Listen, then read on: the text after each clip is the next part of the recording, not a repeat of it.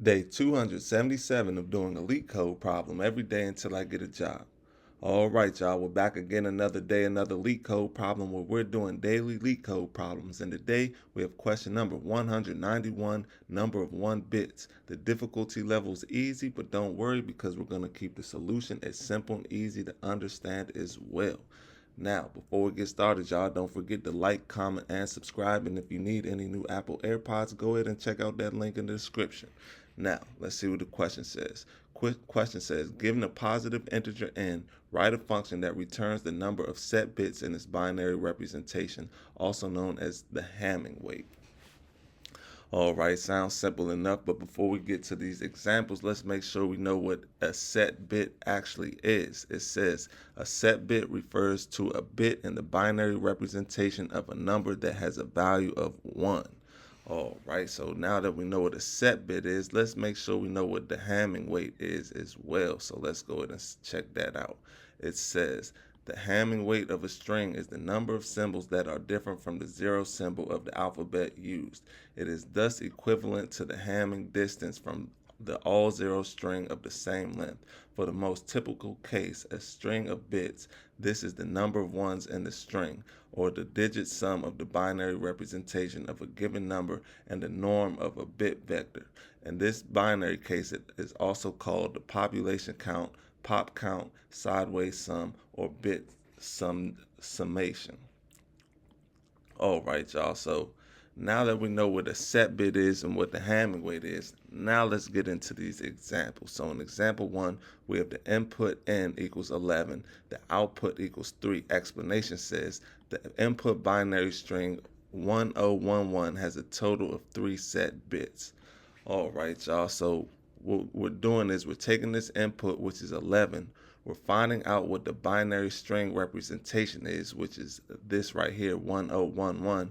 So 1011 is the binary representation of 11, right? And what we want to do is we want to count the number of ones in the binary representation, which in this case has 3 ones. Boom, that's what the set bit is, or the Hamming weight. How many ones are in here? Or for the Hamming weight, how many integers are not 0, but in binary case it's either 0 or 1, so it's going to be a 1. How many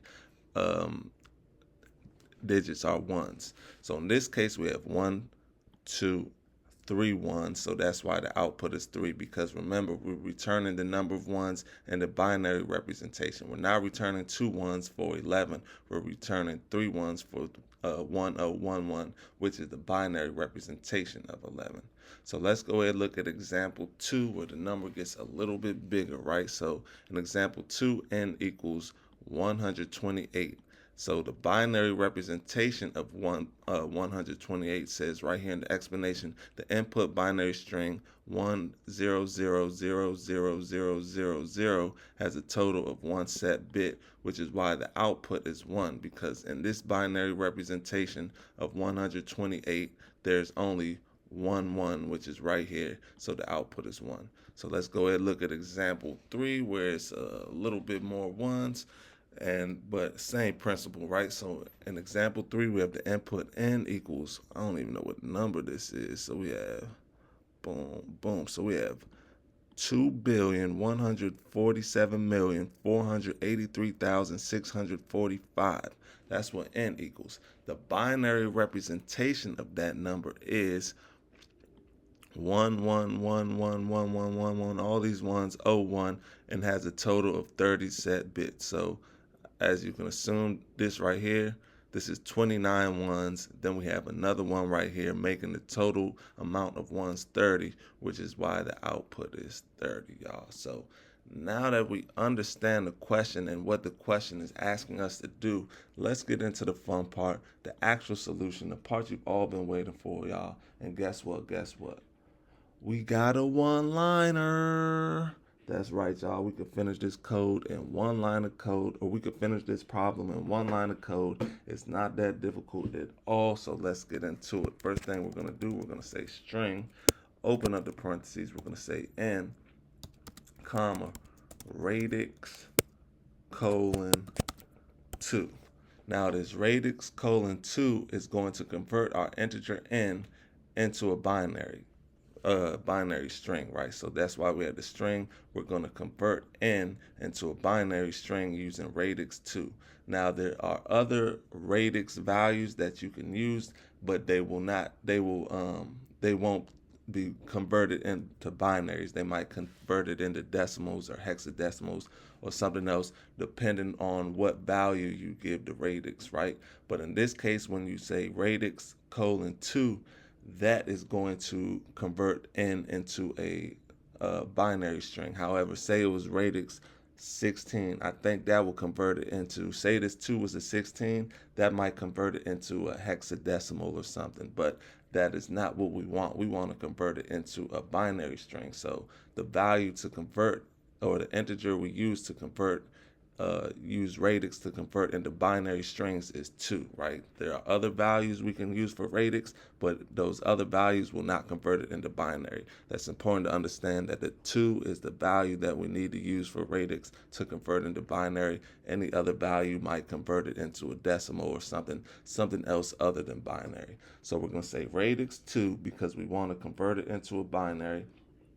And then after we convert it into a binary, now we're going to come outside the parentheses. We're going to say filter, open up the brackets. We're going to say $0, and this $0 is going to go through each one of these bits. It's going to represent each bit, right? So it's going to go through this bit, then this bit, then this bit, and so on. No matter how many bits it is, it's going to go through all of them one by one. Then we're going to, so that's what the $0 does. Then we're going to say it's equal to, open up the quotation marks and put a 1. So now this $0 is going to go through every, or let me finish the code so you can see. Then we're going to say .count. Boom. Now this $0 is going to go through every one of these bits, and it's going to filter out the bits that have a value of 1. That's what this $0 equal quotation marks 1 mean, right? That means it's going to filter out all the ones. Boom. So we're going to get all the ones in the binary, and then we're going to say .count so we can return the count of those ones. So that should be all she wrote, y'all. So let's go ahead and run it, make sure it runs like it's supposed to. Wasn't that difficult at all, and it's accepted. So let's go ahead and submit it. Make sure it stays accepted after we submit it. Let's see, and look at that, y'all. 0 milliseconds beats 100% of users with Swift, y'all. That's what I'm talking about. Not too bad. Not too bad at all. One line of code, y'all. I hope y'all learned something today, and I hope to see y'all here tomorrow for another day, another LeetCode problem. See y'all then.